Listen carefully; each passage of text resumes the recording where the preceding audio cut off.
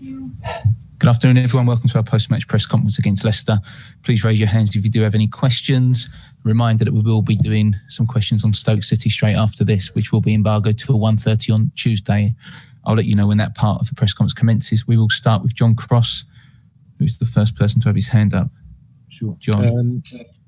Hello, Jose. I wonder what you put that defeat down to today, and how disappointing was that the conceding of the penalty in that first instance?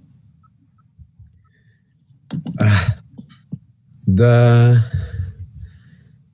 penalty is not a penalty created. It's a penalty that we commit.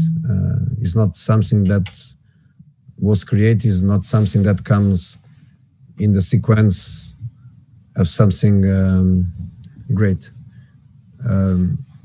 And for me, comes completely isolated of the context at the time, because at the time was our best period in the first half.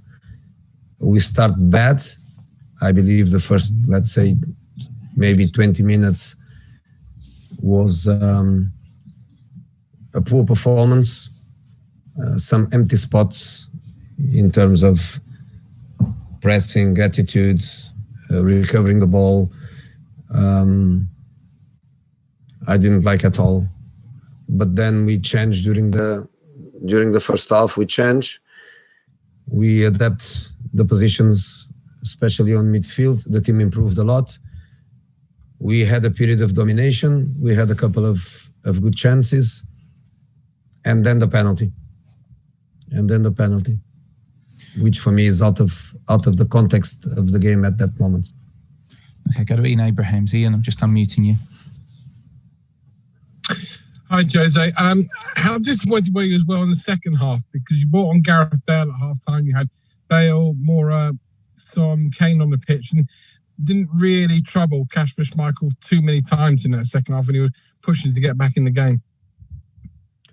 Well, they didn't trouble Stu. They scored Toby on his own goal, and I don't remember anything else. I remember Schmeichel making a phenomenal save with Sonny on the far post. I remember us being dominant and trying, and I agree with you. We didn't create 15 chances in the second half, but they are a good team. They know how to defend. They know how to drop the lines back, and they create difficulties by their defensive organization. Okay, Jamie Weir. Hello, Jose. Do you feel sometimes that Spurs need to be more proactive rather than reactive? Maybe take the game to the opposition a bit more? But the fact that we didn't start well is not because I didn't tell the players for not to start well. Don't get me wrong. I didn't tell any player, don't be proactive or be reactive. But I admit, we did start bad. Yeah. Okay, Charlie Wyatt. Jose, looking at the last week, how damaging these results been with just 1 point? Which damaging? How damaging? How damaging in terms of staying at the top? Because you've obviously done so well to get this far. How frustrated are you? I'm frustrated when I lose, but it's not like there is a target that cannot be achieved. Our target is to win the next match, and the result of the previous matches, they don't interfere in our target for the next match.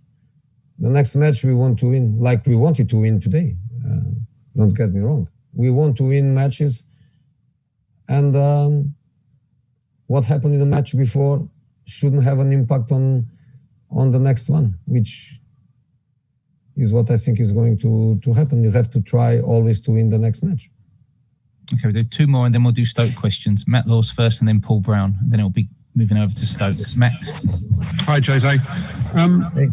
Serge has been playing well, but he has conceded 4 penalties since he's been at Tottenham now, and it's something you've highlighted in the past with him. Is it a problem?